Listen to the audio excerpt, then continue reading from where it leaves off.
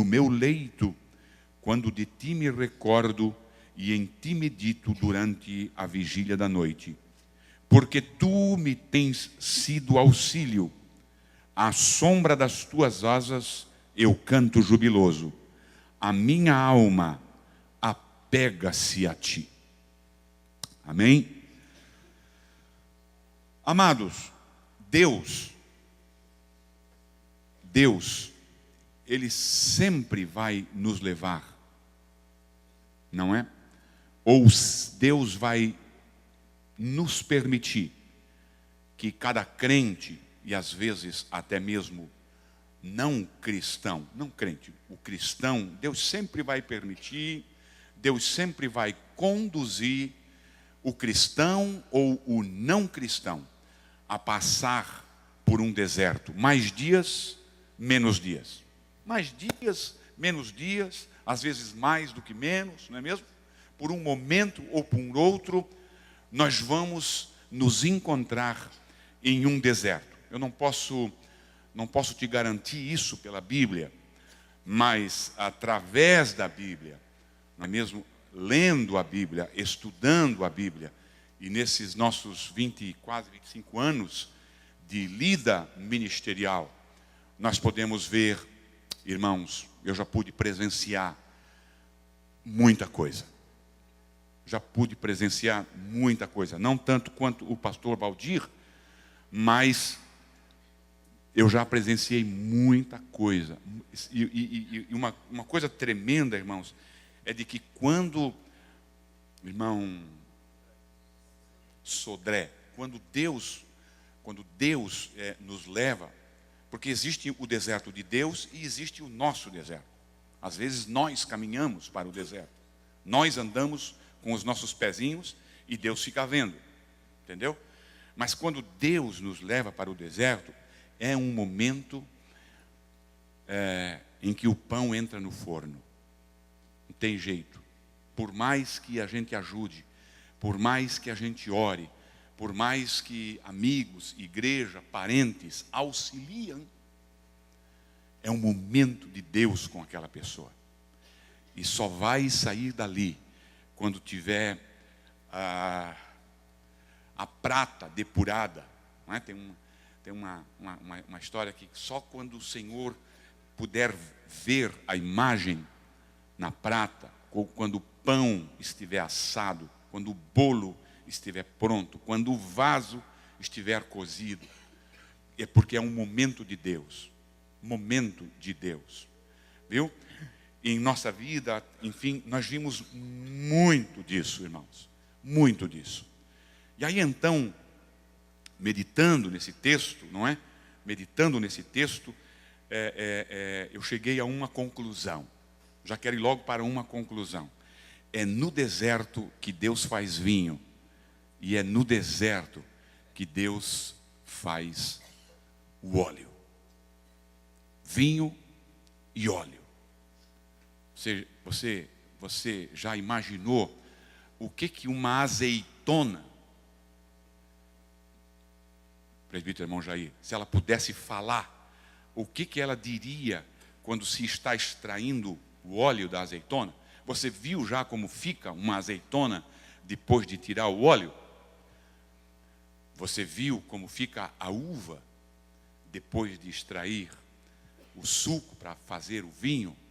Então é daqui que eu tiro essa minha ideia. É no deserto, viu? De que Deus faz óleo.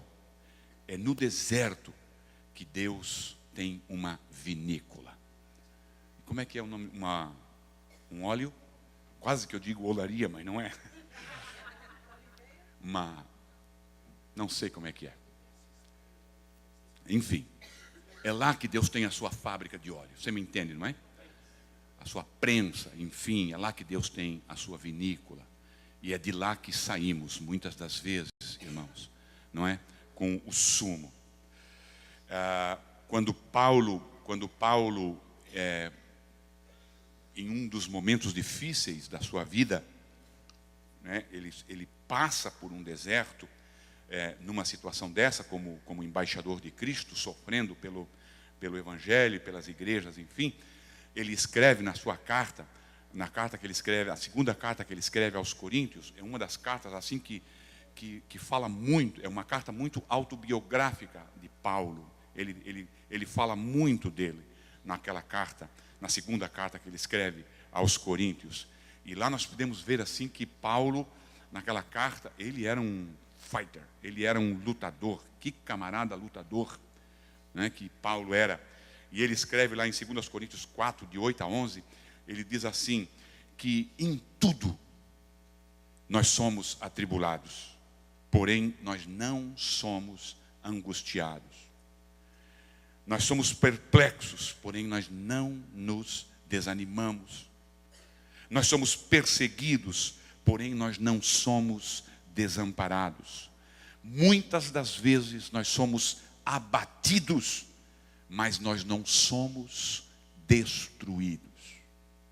Nesses desertos, irmãos, se realmente nós somos ovelhas, se realmente quando nós dizemos de que Ele é o nosso Senhor, e realmente quando nós somos, porque muitas das vezes, nós dizemos que o Senhor é o nosso Senhor, mas nós estamos longe de sermos o servo que Ele quer. Nós estamos longe de sermos esses servos. Então, às vezes, Ele canaliza, às vezes Ele permite, às vezes Ele abre uma estrada e deixa nós caminharmos, porque Ele sabe que nós vamos nos encontrar lá na frente, né? Com certeza, eu tenho para mim que Paulo conhecia muito bem esse trecho aqui, esse momento na vida de Davi. Davi está em um dos momentos, eu não vou dizer o mais difícil, mas um dos momentos mais difíceis da sua vida. Da sua vida. Da sua vida. Não por causa do perigo de morte. Eu penso que Davi foi um homem experimentado nessa questão. Davi foi um homem experimentado nessa questão de correr perigo de morte, de dormir ao relento, de estar fugindo, de se esconder em caverna, de passar perigos e tal. Davi era um guerreiro. Então eu não entendo que Davi estava aqui num dos momentos difíceis porque por causa do perigo da morte. Eu não creio que seja isso. Não por causa do frio que passou, também não creio que seja por isso. Nada disso. Tudo isso era, eu considero assim como que fichinha para Davi. Mas essa história desses salmos, irmão, lá no livro dos reis e de Samuel, Davi,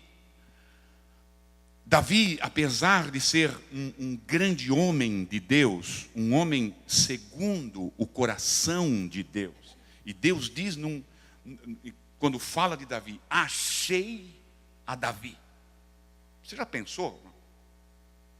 Você já pensou Deus dizer isso de alguém, Sodré? Achei a Davi. Mas mesmo assim, irmãos, o que torna a Bíblia um livro ímpar é a imparcialidade bíblica. Davi foi o homem que Deus escolheu. Davi foi um homem segundo o coração de Deus. Davi foi o homem, enfim, um tremendaço. Mas Davi, irmãos, teve como pai,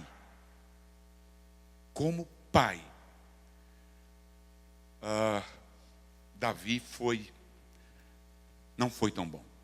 Davi não foi um pai muito feliz.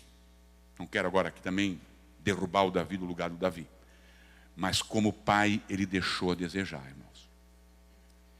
Eu li num texto, marquei e não consegui mais encontrar, de que a um dos seus filhos, eu acho que é 1 Samuel, capítulo 5, por ali, teve um dos seus filhos que a Bíblia diz que Davi nunca disse ao seu filho: por que tu ages assim?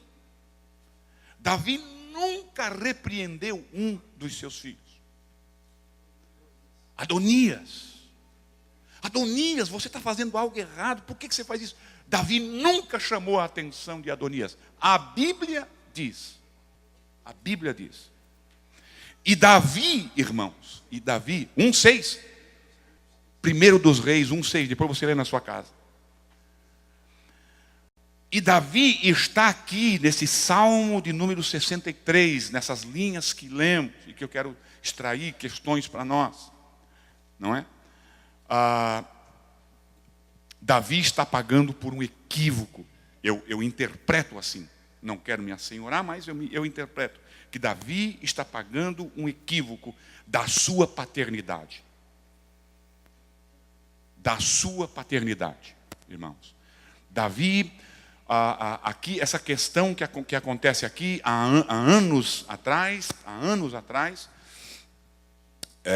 um dos seus filhos comete o incesto. Você conhece Absalão?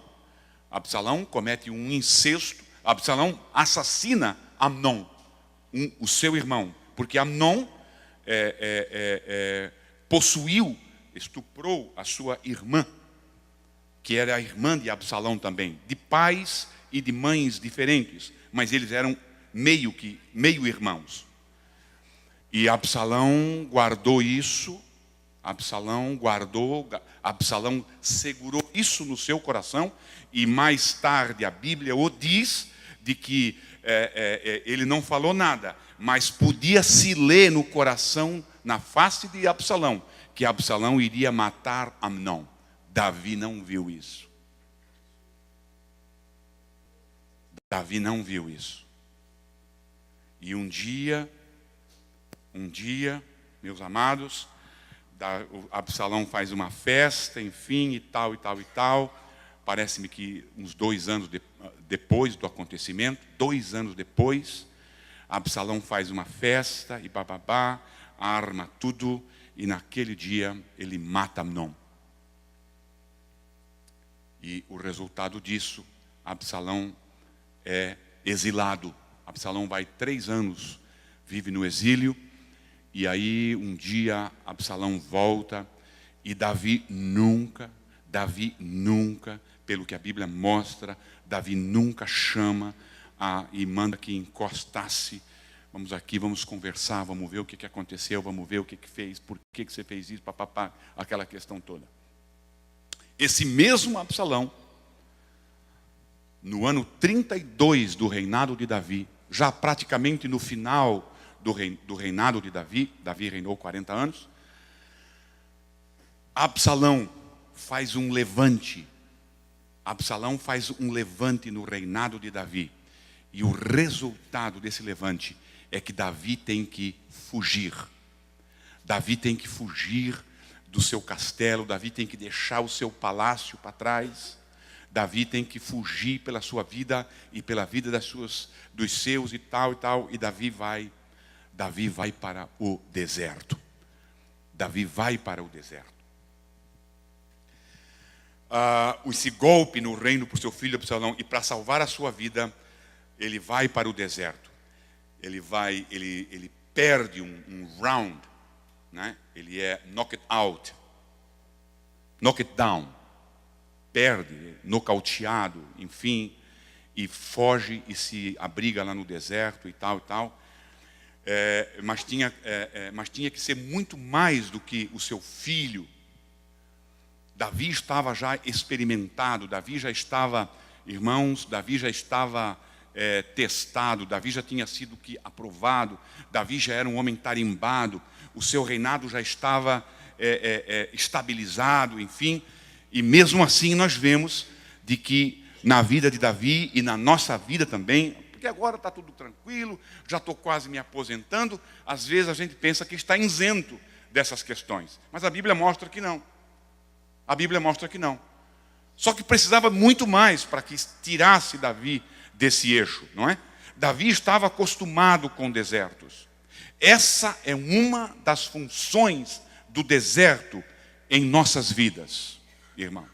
Dos desertos que Deus prepara para nós. Dos desertos que Deus permite para nós. Deus tem uma função nesses desertos. Existe algo por trás desses desertos, irmãos, que é, primeiro lugar, nos preparar. Segundo lugar, nos preparar. E em terceiro lugar, nos preparar. Os desertos de Deus na nossa vida coloca a nossa vida na posição do jeito que Deus quer. Nós vamos ver isso.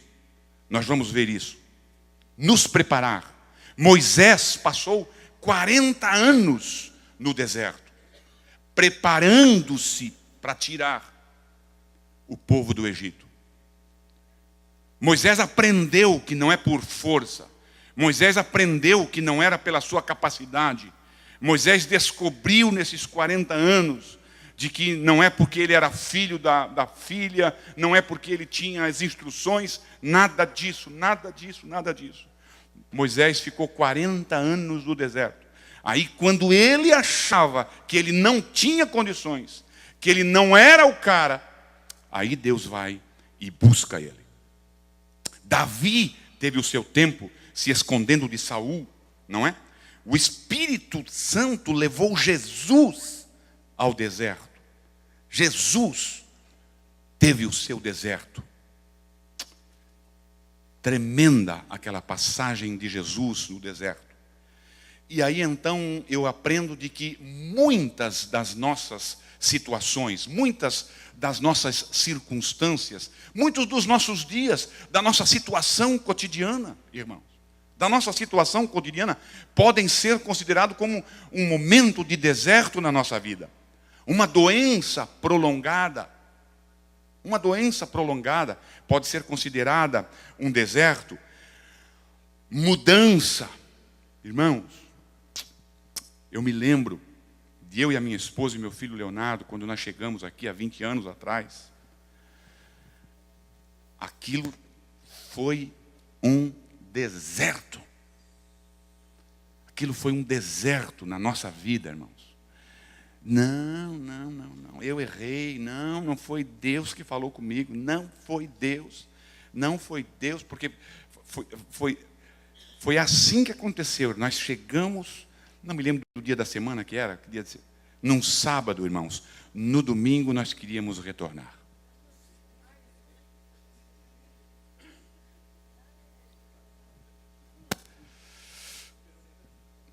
No domingo nós queríamos retornar. Meu Deus do céu, como eu chorei, Jesus! Como eu chorei, como nós chorávamos. Deixamos o nosso coração lá, enfim, e viemos morar num quarto por quase um ano. O Leonardo dormia em cima, no beliche, e eu e ela dormíamos embaixo, num beliche. Nós chorávamos até cansar. Até cansar. A irmã ria porque não era com a irmã, né, irmã? Que deserto, irmãos, que deserto. Quis voltar, quis retornar. E nada dava certo. É um momento de Deus contigo. Era um momento de Deus comigo e com a minha esposa.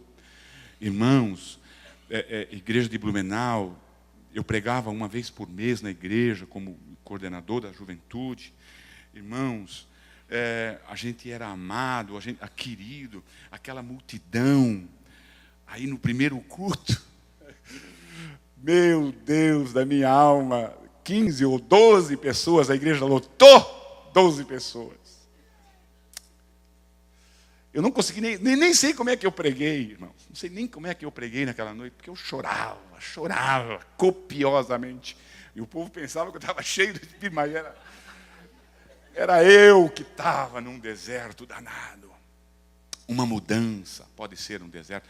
Irmãos, era muito diferente do que é hoje. Quem é que está aqui há 20 anos?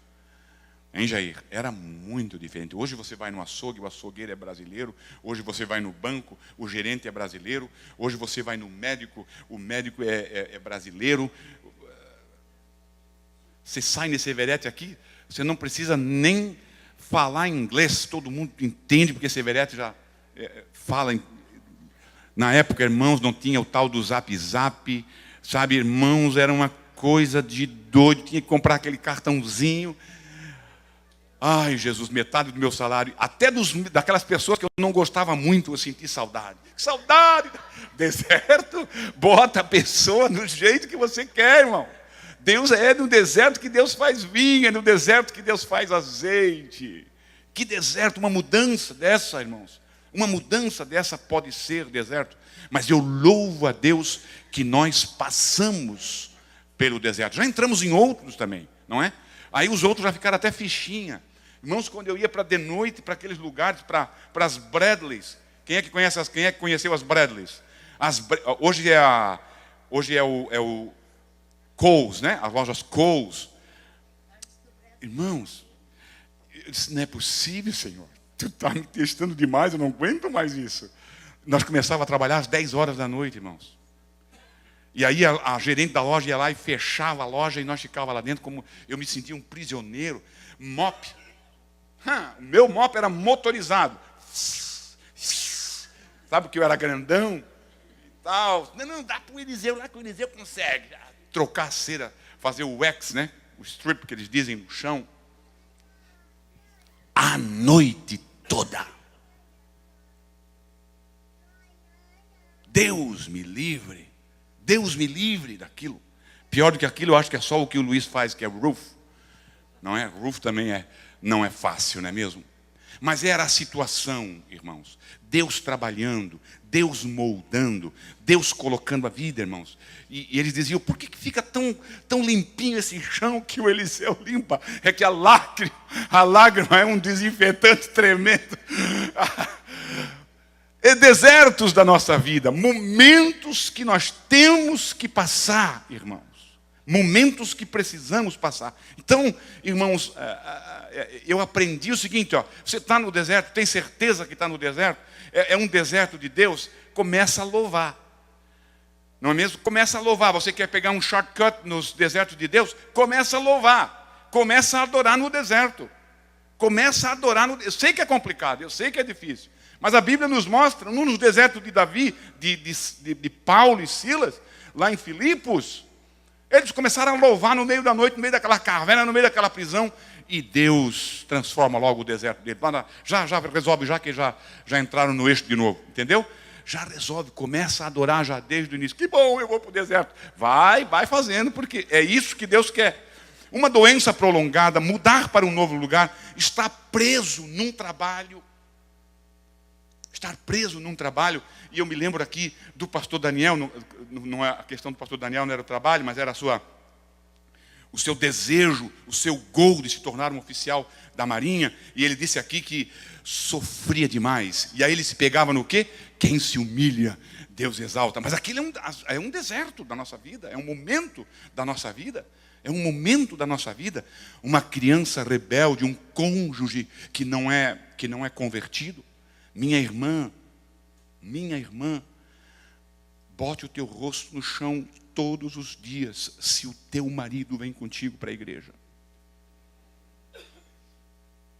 Eu já acompanhei casos, irmãos, de esposa que é uma mulher de Deus, mas era casada com o capeta. Complicado demais, e não tinha o que fazer por ela. Não tinha o que fazer por ela. Graças a Deus que Deus nos deu paciência, Deus nos deu sabedoria. Não venha nos cultos. Ele diz para não vir, não venha no culto. Só venha no culto se ele permitir. Primeiro o seu esposo, depois a igreja.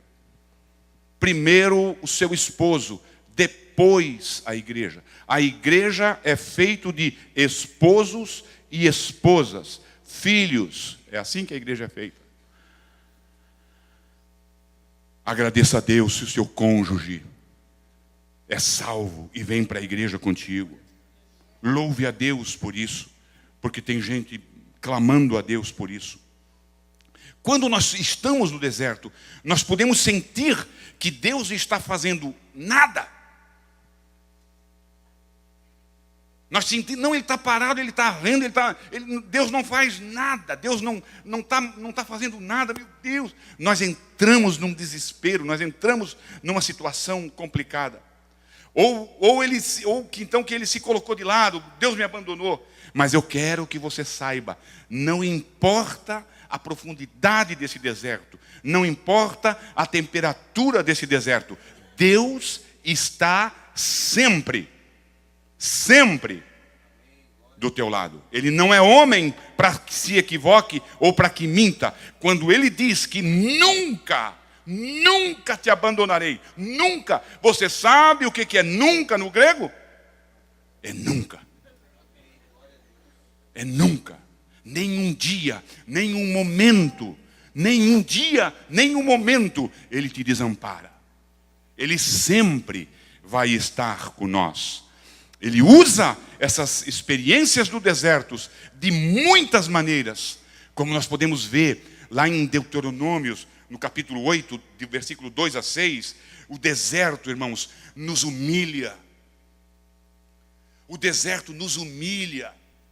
Ele diz assim no versículo 2, e te lembrarás de todo o caminho. Esse aqui é Moisés falando. E te lembrarás de todo o caminho em que o Senhor teu Deus te guiou pelos 40 anos no deserto, para te humilhar. Para te humilhar. Deserto, irmãos, os desertos de Deus. Isso não importa, não significa literalmente que tem que ser lá naquele deserto de areia. Mas como eu disse, uma situação, um momento, um patrão para nos humilhar. Irmãos, para nos humilhar, porque da mesma forma como ele diz que não nos deixará, ele também diz de que ele vai abater o exaltado, o soberbo. Vai ser abatido. Vai ser abatido.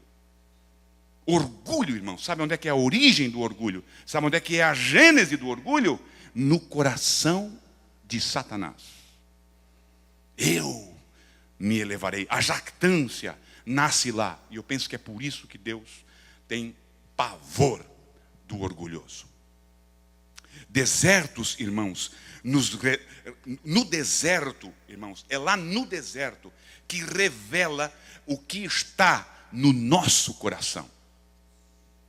Deus leva o povo pelo deserto e ele diz, para ver o que é que vai nesse teu coraçãozinho. Para ver o que é que se passa nesse coraçãozinho. Testando para saber o que estava no coração, se você manteria os mandamentos. Irmãos, é muito fácil de nós levantarmos a mão aqui dentro. Não é mesmo? É muito fácil levantar a mão aqui e adorar a Deus e dizer que nos ama. E, Senhor, como eu te amo. Senhor, como isso e como aquilo e tal. Como é fácil. Ok. Eu vou mostrar então. Vamos ver. E eu quero que você saiba, Deus não leva-nos, não nos conduz para os desertos por causa dele. Os desertos da nossa vida não é por causa de Deus, é para nossa causa. É para mostrar para nós realmente o que é o nosso coração. Lembra de Pedro? Não, eu vou morrer por ti, Pedro. Pedrinho, vem aqui. Hoje, tu vais me negar. Senhor, hoje tu vais me negar. Então Deus nos leva para o deserto, irmãos, não para revelar algo para Ele, algo que Ele não saiba. É para mostrar para nós mesmos. Está vendo? Esse é você. Está vendo? É como se fosse um espelho. Está vendo? Esse aqui é você. Visse ontem? Disseste que tu me amavas. Dissestes que me amava. Nós estávamos uma vez na casa da praia e tínhamos um amigo junto, um amigo muito querido. Eu vou deixar aqui porque ele tem mais gente que conhece ele aqui. E aí na volta, irmãos, antes de ir para a nossa casa definitiva em Blumenau, nós passamos na casa dele e deixamos ele em casa. Qual foi a surpresa? Irmãos, lá na praia nós fizemos uma reunião e eles adoravam. E ela, a esposa, adorou a Deus de uma forma grandiosa, linda. Ela cantava muito bem. Esse é o nosso Deus que nós amamos. É esse o Deus em quem confiamos e tal. Aí chegou o tempo, entramos no carro, voltamos para Blumenau. Quando chegou em casa, assaltaram a casa dela. E levaram um instrumento que tinha muito valor para ela. Mas que Deus é esse? Que Deus é esse? A mãe dela, psst, psst. Você acabou de cantar? Não é possível, não é possível. Irmãos, para mostrar para nós o que é que vai nesse nosso coraçãozinho. Esse nosso coraçãozinho, às vezes, ele é terrível, de enganoso. Nunca me esqueço que numa situação dessa, que eu aprendi com o pastor, já na glória, do pastor Russell Shedd. Uma vez em São Paulo entraram ladrões na casa deles e botaram os dois, ele e ela, na mira do revólver, e eles começaram a vasculhar a casa. E aí a mulher dele também entrou nesse desespero. E ele assim, com aquele sotaque, ele diz assim, ó, agora eu sei que ladrão só gosta de coisas boas.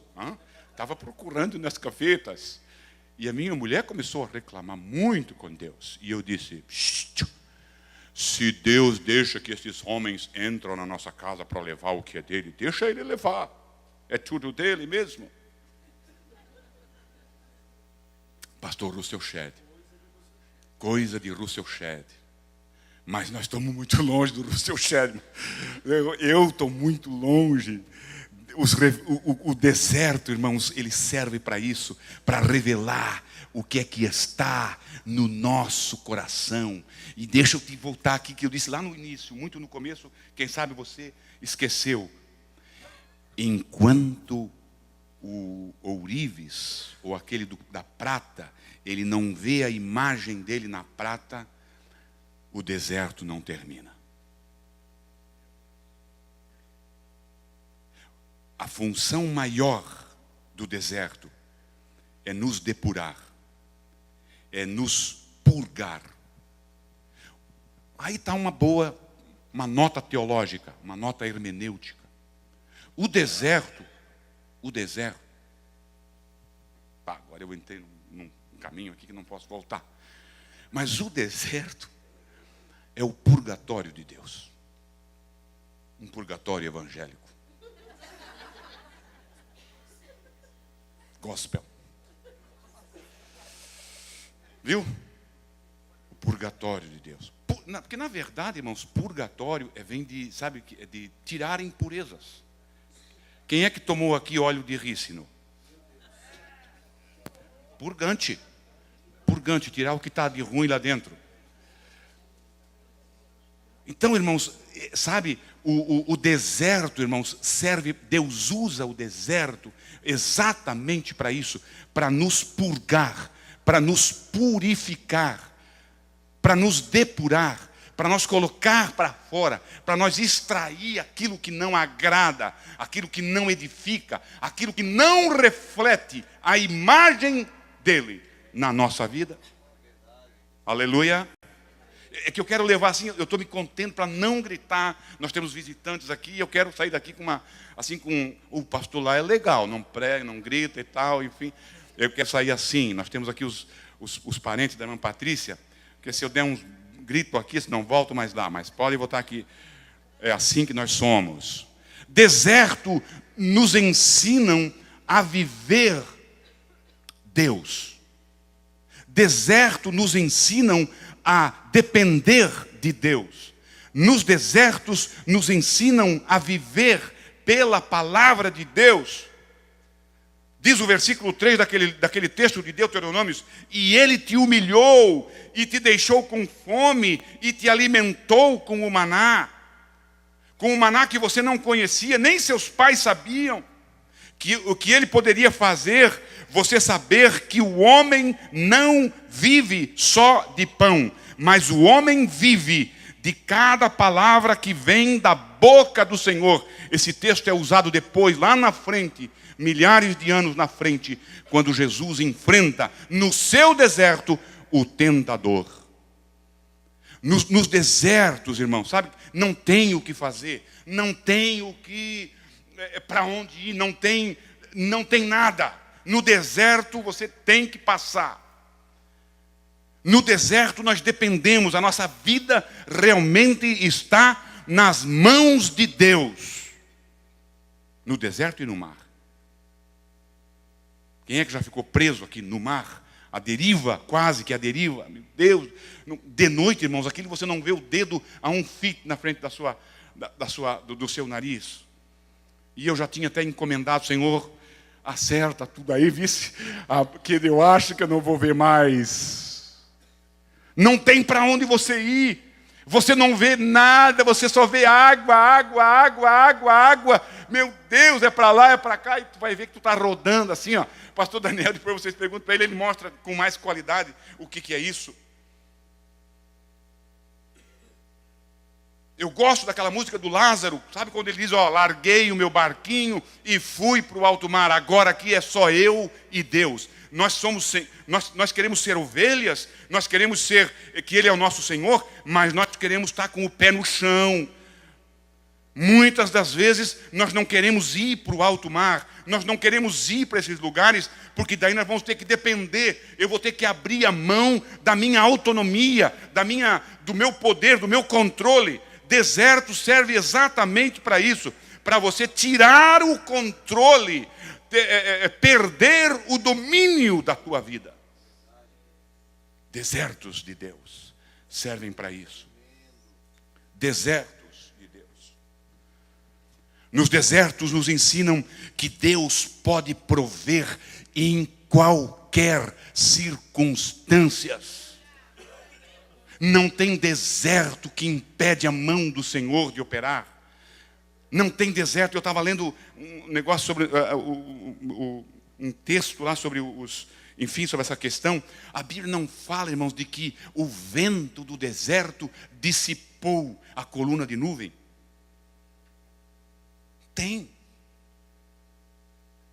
Não tem deserto, não tem vendaval, não teve vento, não teve tempestade de areia que tirou, que apagou a coluna de fogo. Não, deserto nenhum está acima do poder do nosso Deus, que nos leva para o deserto.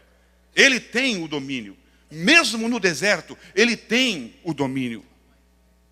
Deserto nos ensinam a temer e a obedecer a Deus. Sabe então no teu coração que, como um homem disciplina o seu filho, o Senhor teu Deus te disciplina. Assim guardareis os mandamentos do Senhor vosso Deus, andando nos seus caminhos e temendo-o. Quando Moisés, Israel, Davi e Jesus passaram pelo seu deserto, Deus estava o preparando para algo maior, para algo no plano do Senhor, desenvolver um step ahead, enfim, desenvolver o plano que Deus tem. Sabe, meu amado, se você está no deserto agora, saiba que Deus está trabalhando na sua vida. Deus está depurando a sua vida. Deus está preparando você. Deus está preparando você. Olha, irmãos, há muitos anos, eu acho que eu já contei essa história aqui, mas ela cabe porque marcou demais a minha vida. Marcou demais a minha vida. De uma moça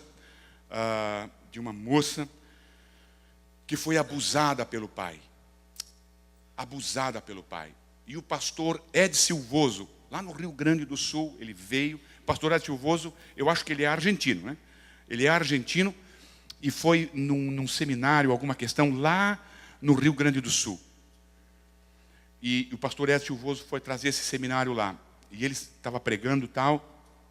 E depois da pregação, o pastor da igreja veio, pastor Ed, eu preciso que o senhor fale com uma pessoa aqui na nossa igreja.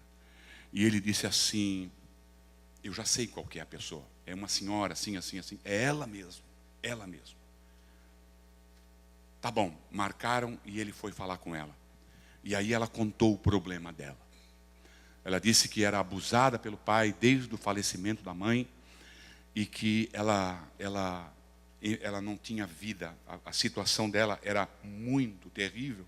Ela não conseguia desenvolver o matrimônio, ela não conseguia ser esposa, ela não conseguia ser mulher para o esposo, ela não conseguia ser mãe para os filhos, enfim, era uma complicação danada. E aí então o pastor Edson Silvoso ouviu tudo tal certinho e disse assim: você quer terminar com isso? Você quer acabar com isso? Porque Deus vai transformar esse seu deserto numa situação tremenda na sua vida. Deus vai mudar a sua vida. Deus tem um projeto em cima desse deserto que você passou, desses momentos que você passou. E ela disse: impossível. Você quer tentar? Não adianta eu tentar e tal. E ele foi conversando e foi preparando a senhora e tal, enfim, até que ela concordou. Primeiro passo: perdoe o seu pai. Foi muito difícil, mas ela conseguiu perdoar o pai. Ele tratando com ela assim, e daí as coisas melhoraram, aquela questão toda e tal. Ela perdoou o pai, Deus limpou o interior dela e tal, e ela conseguiu desenvolver o seu matrimônio, o seu relacionamento com o esposo e tal, aquela questão toda, enfim, tudo bem. Anos depois, se não me escapa, 8 anos depois, pastor Edson Silvoso voltou àquela cidade. E uma pessoa veio buscá-la, conversar com ele. Pastor, o senhor me lembra? Não me lembro e tal. Eu sou aquela senhora, assim, assim. Olha que bom, você está melhor e tal, sim. E o que você faz? Hoje eu sou diretora de uma casa de mulheres que passaram pelo que eu passei. O poder transformador de Deus. E aí, irmãos, quando ela se curou daquilo, quando ela conseguiu vencer aquele obstáculo, quando ela conseguiu se ver livre daquilo, ela foi procurar para saber como é que era. Irmãos, ela disse que você não imagina o quanto. Nós não fizemos ideia de como isso é recorrente aí fora. E inclusive aqui dentro. Não aqui, mas dentro de outras igrejas. E hoje ela dirige uma casa exatamente para ajudar. Porque quem melhor do que quem passou, quem sabe, quem sentiu a dor, enfim, e vai por aí afora. Então, os desertos, irmãos, nós temos que encarar com essa forma. O deserto vai refrescar um pouquinho, vai diminuir a agrura, se nós compreendermos que com esse deserto, Deus tem algo melhor. Depois desse deserto, tem um oásis. Eu vou usar esse meu deserto para contribuir com vidas, para desenvolver vidas, experiências na nossa vida. Experiências na nossa vida. Não se desespere. Confie em Deus. Confie em Deus. Faça uma análise. Vê se esse deserto é um deserto de Deus. Porque existem outros desertos, né? Que é um deserto de pecado. O pecado nos conduz para o deserto também. E esse só você vai resolver. Existem situações que é o pecado mesmo que nos coloca nesse deserto, mas não é desse que eu quero falar. Ele está fazendo, se Deus nos leva para o deserto, é porque Ele quer fazer grandes coisas na nossa vida. Deserto. Um segundo ponto, irmãos, deserto define o nosso Deus. Quando nós estamos no deserto, irmãos, nós definimos quem é e o que é o nosso Deus. O que Davi estava dizendo? O que Davi queria dizer? Qual seria, irmãos, qual é a maior finalidade do homem? Qual é a finalidade do homem? Quando Deus cria o homem, eu resumo da seguinte forma: Deus criou o homem para que o homem o glorifique, para que o homem o exalte, para glorificar a Deus. E muitas das vezes, irmãos, Deus permite deserto para que possamos reconhecer e declarar esta verdade. Desertos, às vezes, pode ser lá no fundo do mar. Desertos pode ser lá no fundo do mar, no ventre de um peixe. O Jonas passou por um deserto tremendo, mas ele teve que reconhecer. Ah, Deus, hein? Você já viu, já leu a oração? Lembra da oração de Jonas? Ah, Deus, me dá uma chance. Me dá uma chance, Deus. Desertos, o próprio Davi, o Jonas. Irmãos, existe uma passagem lá em Mateus, no capítulo 14, versículo 33, que vem logo a seguir, depois da multiplicação dos pães. Jesus multiplica, faz aquele milagre tremendo e tal, aquele milagraço, não é? E bota os discípulos dentro de um barco e vão e tal, e disparam ali, vão na minha frente. E o resultado é que depois, de noite, Jesus vem até os discípulos, porque é aquela tempestade. Mas existe uma lá em Mateus 33, irmãos, diz assim, de que os discípulos não compreenderam. Deixa eu ver se é o Mateus mesmo, Mateus 14, 33. Linderson, vê se é ali que diz. Ah, sim, não, mas não é esse aqui que eu quero. Então é o Marcos 6 e 52. Bota Marcos 6 e 52. Olha por que Deus permitiu aos discípulos, a todos os discípulos, passarem por um momento de aperto. Marcos 6 e 52, é logo depois da multiplicação dos pães, não é? Logo depois, olha aqui, ó. Porque não haviam compreendido o milagre dos pães. Os discípulos não compreenderam aquele milagre. Os discípulos não entenderam a questão do milagre. Agora bota de novo o que estava, que era o Mateus. Eu queria mostrar para você essa expressão, que a Bíblia diz que os discípulos não compreenderam, não haviam compreendido o milagre dos pães. Agora bota em Mateus. Olha aqui, ó. E aí então, os que estavam no barco o adoraram. Ele veio caminhando sobre as águas. E aí então, ele permitiu o deserto, aquela tempestade. Vamos morrer aqui nesse barco. Vamos morrer nessa tempestade. O barco vai a pique, de noite.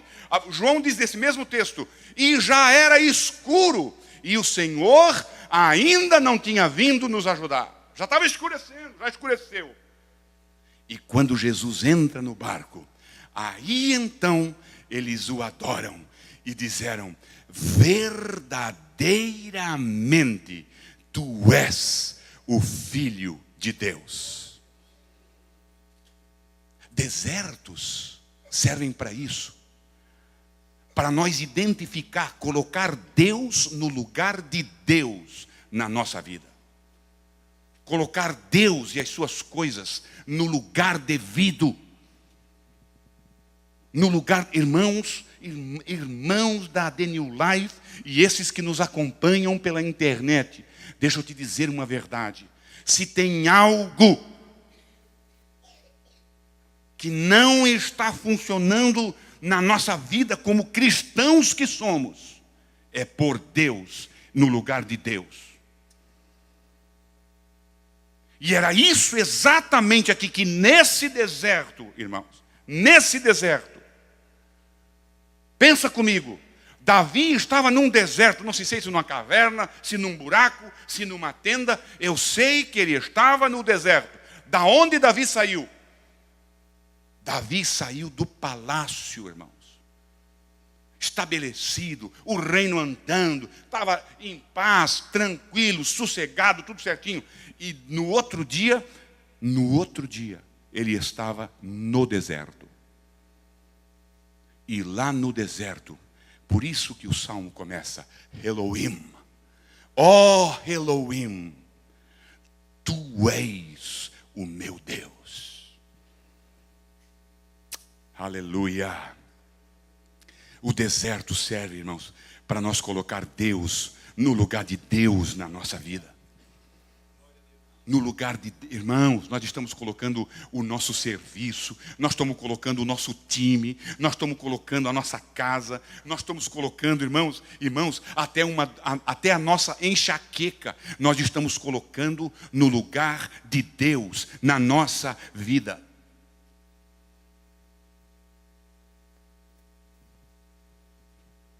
Sim, senhores. Nós estamos colocando, irmãos, uma rixazinha. Sabe o que é rixa? Uma picuinhazinha com o outro irmão. Não, porque não vou mais na igreja.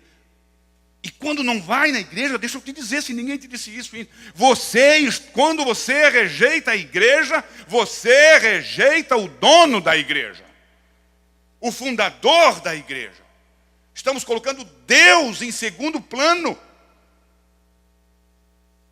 Terceiro plano, quarto plano. E aí, esquece até a agenda em casa, falando dessa questão. Deserto define Deus como nosso Deus. E quando nós colocamos Deus no lugar de Deus, Elohim, tu és o meu Deus. Tu és o Deus Criador. Tu és o Deus onipotente, Tu és o Deus que me sustenta, Tu és o Deus que me criou, Tu és o Deus que criou tudo, Tu és o Deus que governa. Aleluia. Tu és o meu Deus. Tu és o meu Deus. E eu sou o teu servo. Se é aqui que tu me colocasse, é aqui que é o melhor lugar para mim. Davi, Jonas, os discípulos e muitos outros grandes homens. E irmãos, Davi não precisava mais disso. Isso aqui está escrito, irmãos, para que eu e você aprendamos pela vida desses grandes homens. Pela vida desses grandes homens. Em terceiro lugar, desertos define a proeminência das prioridades. Define as nossas prioridades, irmãos. Irmãos amados da minha alma, de madrugada, Deus, ele começa, Elohim, tu és o meu Deus, de madrugada eu te buscarei. Eu não sei, com certeza nem todos, mas com certeza muitos daqui já disseram assim, se Deus me der mais uma chance.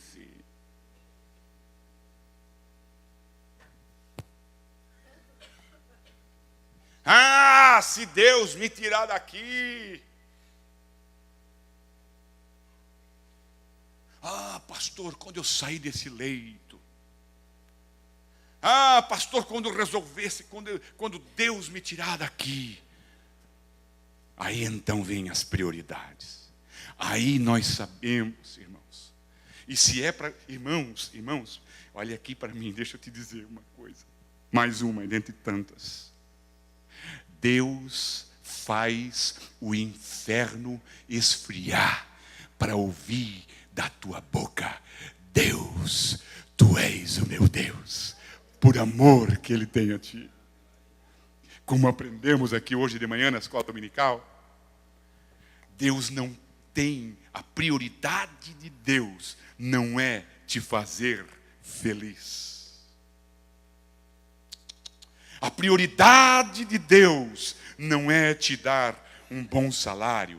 A prioridade de Deus, irmãos, não é nada disso.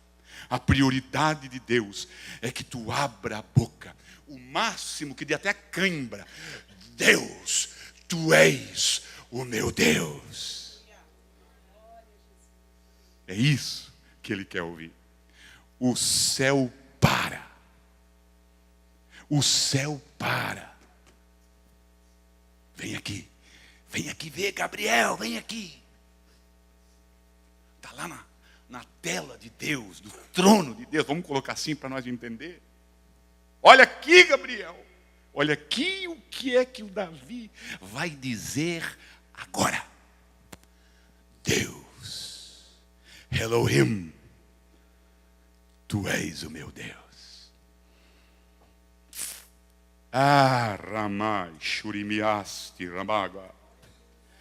Desertos põe Deus no lugar de Deus. A minha alma tem sede de ti. Prioridades. Prioridades. No deserto, irmãos, a alma tem prioridade. Quantas vezes nós vemos alguém quando escapa de um acidente? Esses dias, irmãos, caiu um avião lá para o norte, não sei bem para onde que foi, e a pessoa ficou 6 dias perdida. Não foi essa do avião. Eles estavam fazendo rapel numa cachoeira e veio uma tromba d'água. Foi algo tão repentino que matou 5 pessoas e um salvou-se. Ele foi levado pela água, não é? E agarrou-se numa pedra e ficou lá de noite e tal, até que a água abaixou, e aí ele ficou 6 dias perdido. 6 dias. E aí a repórter perguntou: e agora? O que você diz da vida? Ele diz: Deus me deu uma segunda chance. E olha como isso é verdade, irmãos, que o deserto traz as prioridades. O que você vai fazer agora? Agora é a minha família. Agora é a minha família.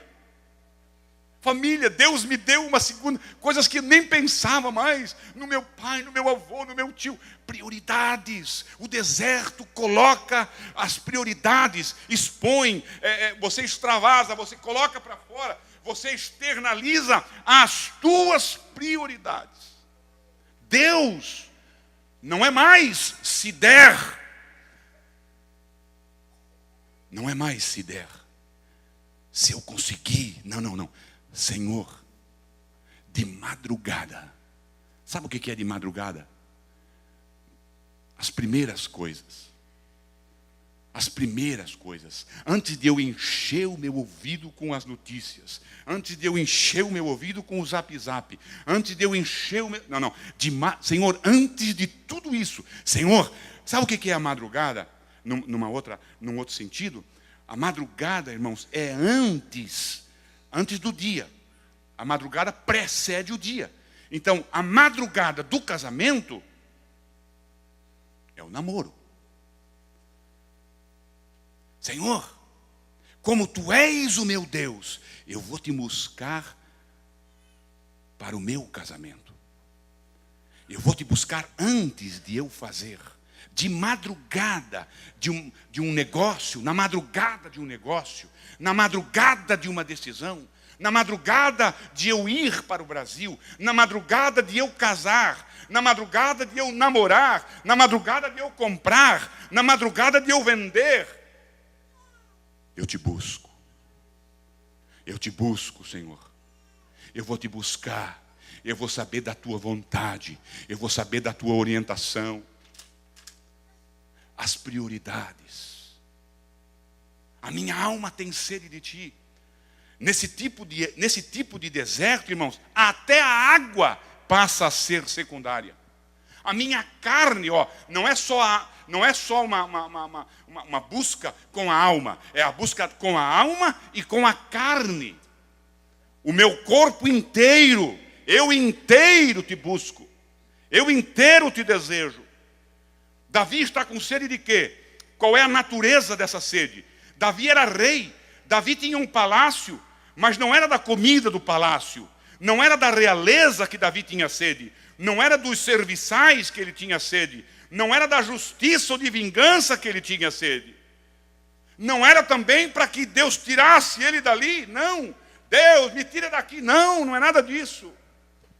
Quando Deus está no lugar certo na nossa vida, irmãos, essas coisas todas passam a ser secundárias.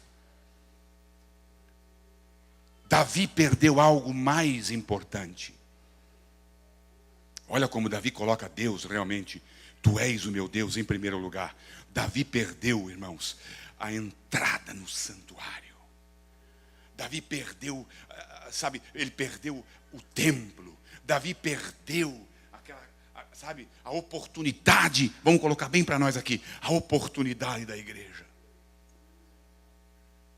Davi perdeu a igreja. Davi não podia mais ir na igreja. Davi não podia mais louvar os hinos da harpa. Não dessa, daquela outra lá com cordas. Mas pode ser também a harpa cristã, não é? Não tem problema. Ah, meu irmão, que horas nós temos? Está na hora de concluir. Quero terminar mais cedinho para dizer assim, para todo mundo dizer, o pastor Eliseu está realmente mudando muito. Existe, irmãos, olha aqui, ó. Existe um vazio dentro de nós. Existe um vazio dentro de nós que só se acalma quando Deus tem o lugar de Deus. Mais uma vez quero buscar aqui Tomás de Aquino. Tomás de Aquino disse que a nossa alma, ela só vai estar feliz quando nós formos embalados nos braços de Deus. Nos braços de Deus. Nos braços de Deus. Quando aquela samaritana, lá no poço, lá, ela foi buscar água. Irmãos, observe isso, para nós começar a concluir. Pode ficar de pé comigo agora, senão eu não concluo antes do tempo. Quando aquela samaritana encontrou Jesus, quando ela encontrou aquela fonte, irmãos, olhe bem, olha aqui para mim, senão eu mando sentar de novo e aí nós vamos até as 9. Irmãos, morrendo de sede do lado de um poço. Morrendo de sede do lado de um poço. Mas quando ela encontra Jesus, quando ela encontra aquela fonte de água viva, ela deixa para trás até o cântaro. A água tornou-se secundária. A água passou a segundo plano e ela volta para a cidade. A Bíblia diz, está ali, ó, e ela deixou o cântaro e foi na cidade buscar os seus amigos. Venham conhecer quem eu acabei de conhecer. Venham aqui. E para mim concluir, irmão.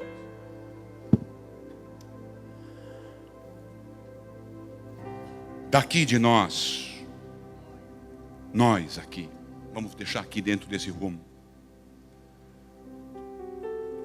Jesus diz assim, pegando esse tema da sede. Se alguém tem sede, venha a mim e beba.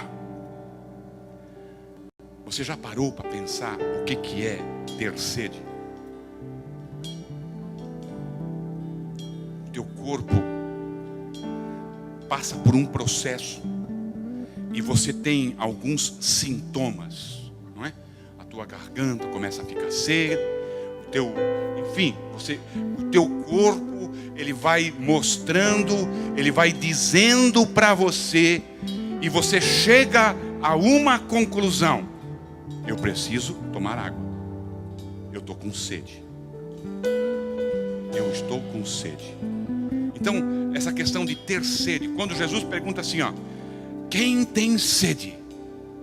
Ele está dizendo assim, ó, dá uma olhadinha aí para você, dá uma olhadinha aí dentro. Dá uma olhadinha aí. Fecha os teus olhos. Jesus está dizendo assim, ó, fecha os teus olhos e olha para dentro de você. Vê se você não está como uma terra, um torrão de terra. Vê se o teu problema, vê se a tua dificuldade dificuldade, vê se esse teu deserto, vê se essa tua situação, vê se esse teu momento, vê se esse teu sentimento, vê se essa tua dor, vê se esse teu dia, vê aí se a tua vida, se os problemas da tua vida não são sede. Dá uma olhadinha, analisa aí e vê se não é sede que você tem. Dá uma olhadinha. E se for esse o teu caso, eu quero orar contigo. Chega aqui, pastor Daniel. Eu quero orar contigo.